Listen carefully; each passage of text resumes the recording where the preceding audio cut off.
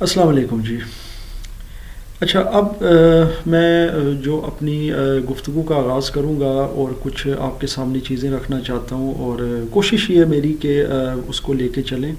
दो तीन चीज़ें तो मैं आपको बग़ैर कोई चीज़ रिवील करे भी बताऊँगा, क्योंकि उसकी रीज़न ये है कि हमारे ऊपर भी ज़ाहिर है कि बहुत दबाव होता है। हम लोग अब टीचर्स का सबसे बड़ा इशू ये होता है कि अगर हम किसी की कोई गलती को पॉइंट आउट करते हैं तो इसका मकसद ये नहीं होता कि उसकी तज़लील की जाए।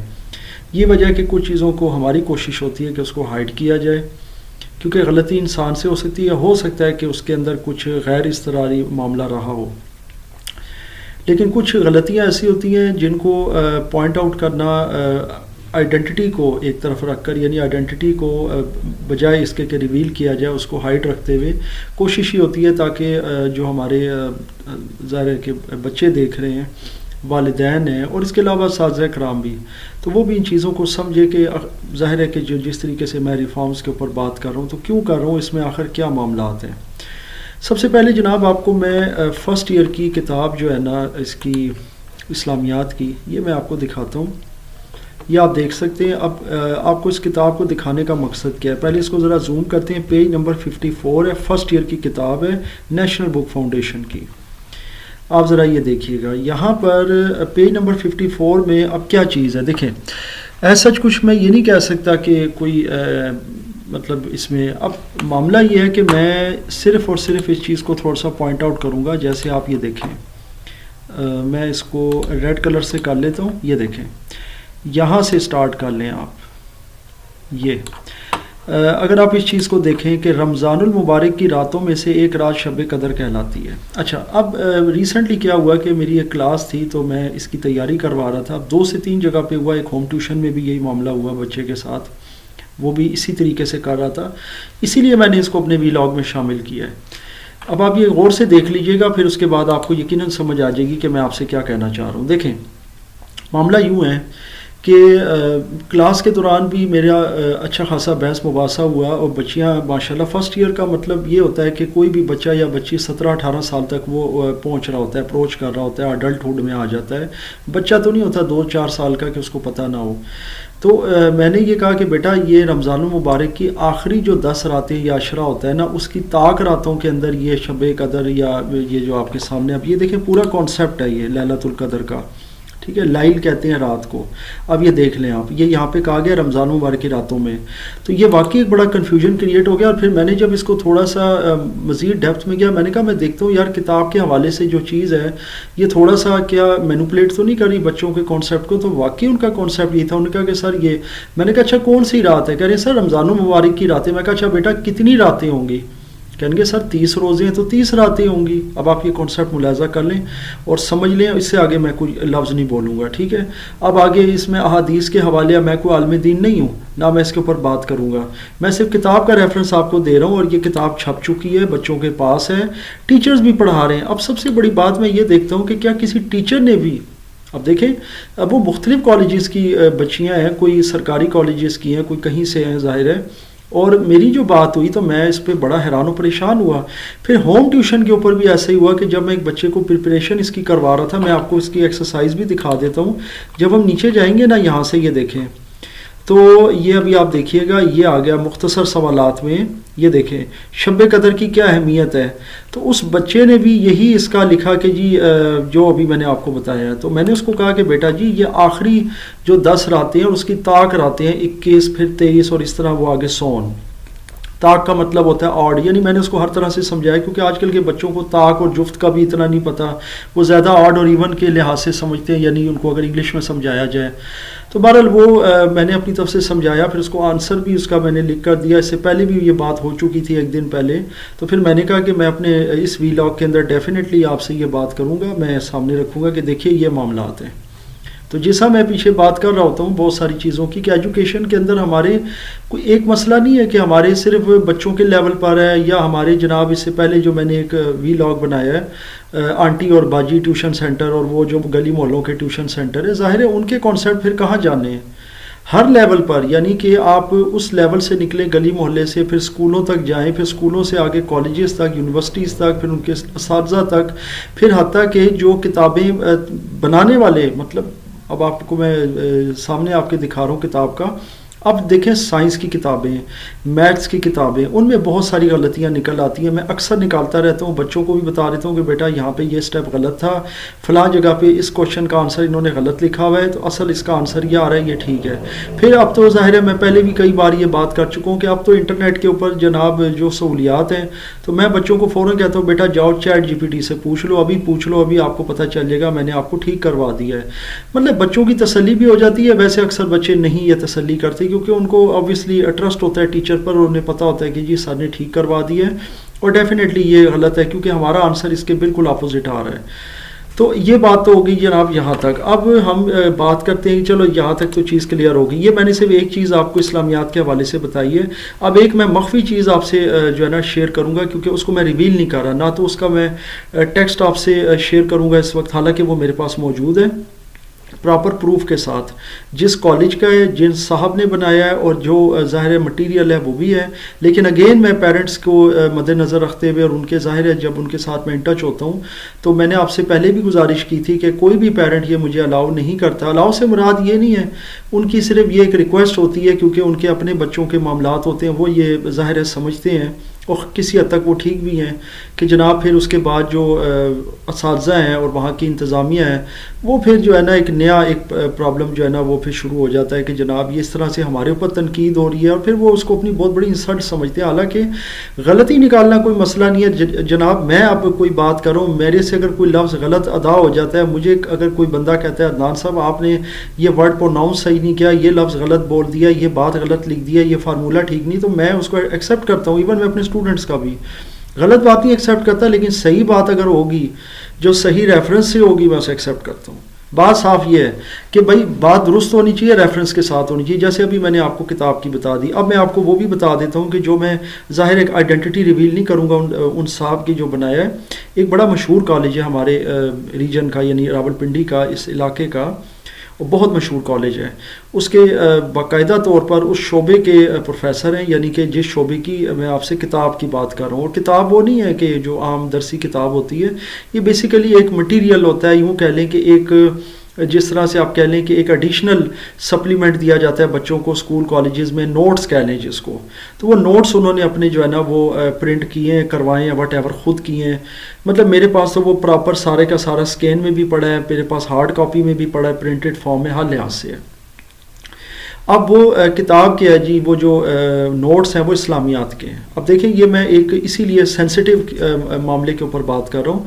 इस्लामियात के नोट्स हैं, और जिन साहब के हैं वो उस शोबे के प्रोफेसर हैं, और 2 प्रोफेसर्स के हैं, यानी उसके ऊपर 2 के नाम, उनके नंबर भी लिखे हुए हैं। फिर उसके बाद उन्होंने प्रॉपर जो है ना ज़ाहिर है उसको प्रूफ रीड भी किया होगा, चाहे मैनुअल किया हो या जो भी तरीका रहा हो, मुझे नहीं पता किस तरह उन्होंने किया होगा। उसके अंदर बाकायदा तौर पर कुरान की जो एक आयत है उसका तर्जुमा जो है उसके अंदर गलती है।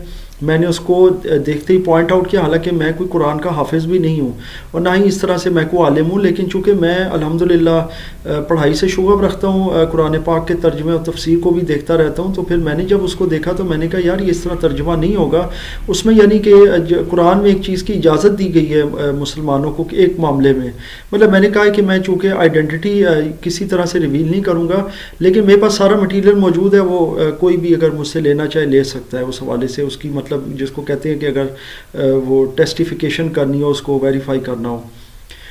तो एक मामला था इसी तरह हक महर का, तो उसमें उन्होंने कहा है कि जी कुरान के अंदर एक चीज़ अलाउ की गई है जो मुसलमानों को, जिसके अंदर तो इसके अंदर नफ़ी कर दी गई है, यानी वहाँ पे लिख दिया गया है कि इसकी आपको इजाज़त नहीं है, आप ये नहीं ले सकते, यानी कि ये इस तरह का तर्जुमा मैनिपुलेट हो गया। अब मतलब ये है कि कहने का मकसद क्या है, बच्चे वही पढ़ रहे हैं, और बच्चे कौन सा कोई इतने ज़्यादा ज़ाहिर है ना तो खुद इंटेलिजेंट हैं कि वो जाके थोड़ा घर में भी कुरान पाक पढ़ा है, उसका भी निकाल लें, अगर तर्जुमे के साथ है तो देख लें कि गलती तो नहीं है, अच्छी खासी गलती है, और उस गलती को किसी ने पॉइंट आउट नहीं किया हुआ।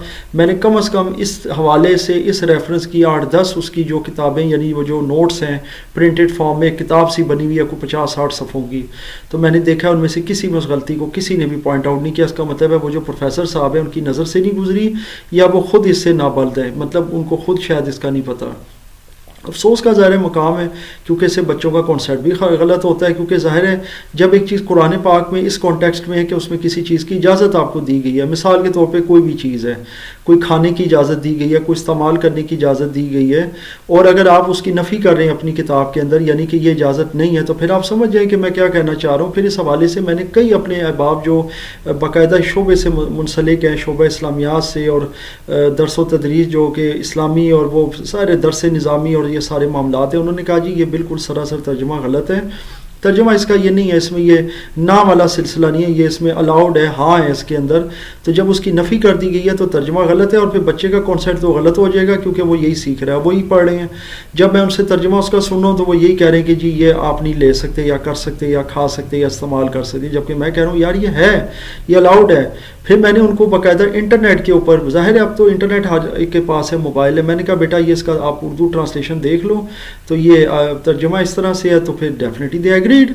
फिर मैंने कहा भाई आपके घर में कुरान पाक पढ़ा है, वहाँ भी देख लो। कुछ के पास तर्जुमे वाला नहीं था, लेकिन दे गॉट सेटिस्फाइड, क्योंकि ज़ाहिर है जब मैंने उसके ऊपर एक एतराज़ भी किया, फिर उसको मैंने प्रूव भी कर दिया, तो अल्हम्दुलिल्लाह वो मामला भी शुक्र है अल्लाह का कि वो ठीक हो गया।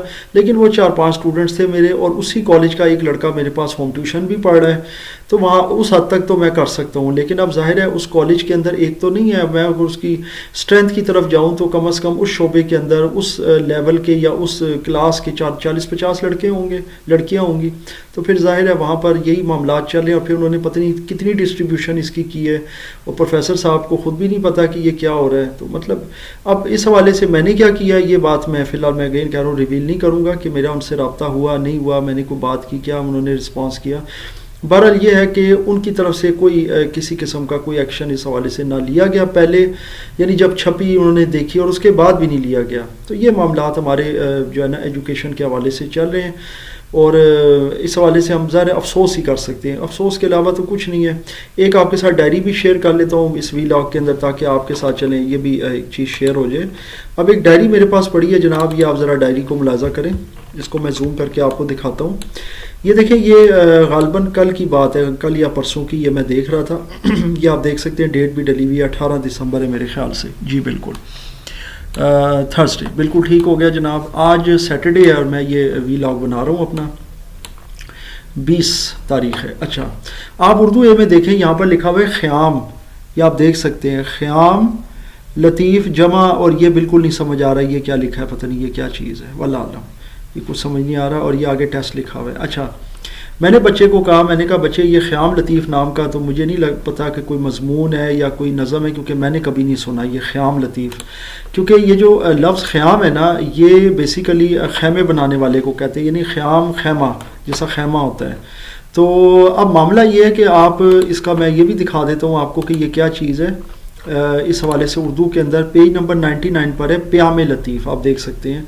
फिर मैंने उसे निकलवाया और उसने बाकायदा तौर पर ये चेक किया चीज़ को कि जी ये वाकई प्याम लतीफ़ है, ये ख़याम लतीफ़ नहीं है। और ये अब्दुल लतीफ़ भिटाई, ये है जी शायर, ये देख लें, शाह अब्दुल लतीफ़ भिटाई। तो प्याम लतीफ़ का मतलब ये हुआ कि लतीफ़ का पैगाम, लतीफ़ यानी कि वो अपने नाम से ज़ाहिर है उसको रेफ़र कर रहा है, वैसे तो अल्लाह ताला का सिफाती नाम है लतीफ़। अच्छा, अब प्याम लतीफ़ तो यहाँ तक क्लियर हो गया, और बच्चे ने क्या लिखा है वो आपके सामने मैं रख देता हूँ। ये मैंने अभी थोड़ी देर पहले आपको दिखाया कि ये आप देख लें कि ये उसने लिखा है। अच्छा, इसके अलावा बहुत सारी गलतियाँ होती हैं, बहुत सारी गलतियाँ होती हैं। ये पैराफ्रेजिंग आप देख लें, यहाँ उसने जी वाज़े तौर पर आपको नज़र आ रहा होगा, ये जी है, यानी कि ये अगर आपको मैं यहाँ से ये दिखाना चाहूँ तो ये आपको मैं दिखा सकता हूँ, ये देखें, ये जी है। अच्छा, अब सबसे बड़ी बात है कि आप ये देखें कि यहाँ पर ज़कात व उशर उसने कैसे लिखा हुआ है, इस्लामियात, फिर फ़िज़िक्स है कार्ड। अच्छा, बायो का ये देखें, यहाँ से काट के यहाँ लिखा हुआ है स्टार्ट टू। अब इससे पीछे भी अगर हम देखें तो वो कुछ चीज़ें फिर मसाइल होते हैं, बहरहाल वो मैं आपको और भी डायरीज दिखाऊँगा। यहाँ उर्दू के अंदर देखें कि वो नंबर्स किस तरह बताए में, पता नहीं 2.5 आउट ऑफ 5, और ये सारा। जब बच्चे से पूछा गया, ये एक और बच्चे के पास भी डायरी आई थी, और ये मेरे पास जो है ये होम ट्यूशन में है बच्चा, ये बच्चा होम ट्यूशन में है, और ये डायरी जो है ना मोबाइल फ़ोन्स पर सर्कुलेट करती है। नीचे देखें आप टीचर के भी साइन है, पेरेंट्स के भी हैं। चले पेरेंट्स को तो खैर आप कोई नहीं रहने दें, बारह टीचर के साइन आप देख सकते हैं। और इसकी वजह भी देख लें कि ब्रिंग फ़ी ऑफ बोर्ड, ये उसने कहा जी बोर्ड की फ़ी लाएँ। अच्छा, अब ये जो चीज़ आपको मैं दिखाना चाह रहा हूँ ना जनाब, ये मेन चीज़ है कि आप ये देख सकते हैं कि ये जो अभी आपने देखा है ना, कि टीचर के बाकायदा साइन है, लेकिन उसने ऊपर देखने की जहमत भी नहीं की है कि बच्चे ने उर्दू में ख़याम लतीफ़ लिखा है, वो प्याम लतीफ़ है, वो कम से कम उसकी करेक्शन करे। कौन सा टीचर ये लिखवा रहा है, सिर्फ बोल रहा है, तो फिर इसका मतलब टीचर ने ख़याम लतीफ़ बोला है, बच्चे ने कैसे लिख लिया है। सवाल तो ये पैदा होता है, अगर टीचर ने बोर्ड पर लिख कर दिया है कि ये चीज़ है और इसको आपने उतारना है, तो फिर इसका मतलब क्या हुआ। और फिर तीसरी बात यह है कि ये क्या है, मतलब बच्चों को खुद नहीं अकल है, ना बच्चों को है, और उसके बाद टीचर्स को भी नहीं है कि उस गलती को निकालें। और फिर आप देख सकते हैं कि उर्दू में बच्चों के नंबर भी किस तरह लगे हुए हैं, वो नंबर आप पॉइंट आउट करें। मैं कहता हूँ इससे भी बुरी हालत होनी चाहिए बच्चों के मतलब है टेस्ट वगैरह की, जिस तरह का ये प्याम लतीफ़ को ख़याम लतीफ़ लिख रहे हैं और नीचे टीचर उसको देख भी नहीं रहा।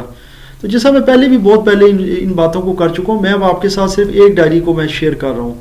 अब मेरे पास मैंने गुजारिश की है कि दिन में बेतहाशा डायरीज़ आती हैं, अगर मैं वो 10-12 दिन कलेक्ट करूं तो उनकी तादाद जो है ना वो 3 से 4 फिगर में चली जाए। फिर उसके अंदर से मैं कम से कम 100 डायरीज़ में यानी 100 पेजेस आपको ऐसे दिखा सकता हूँ जिसमें बेतहाशा ब्लंडर, टीचर्स के साइन और अजीब व गरीब मामलात हैं। डायरीज़ इनकम्प्लीट होती हैं, पता ही नहीं होता उसमें क्या हो रहा है। तो ये अब आपके सामने है जी सारा। तो फिर हमारी एजुकेशन का तो फिर यही हाल होना है, बच्चों का भी यही हाल होना है, और वो एजुकेशन का जो स्ट्रक्चर है उसका भी यही हाल होना है। इससे मेरे ख्याल से मज़ीद अबतर ही होना चाहिए, मज़ीद बेहतर नहीं हो सकता हाल जिस तरह के ये मामलात हो रहे हैं।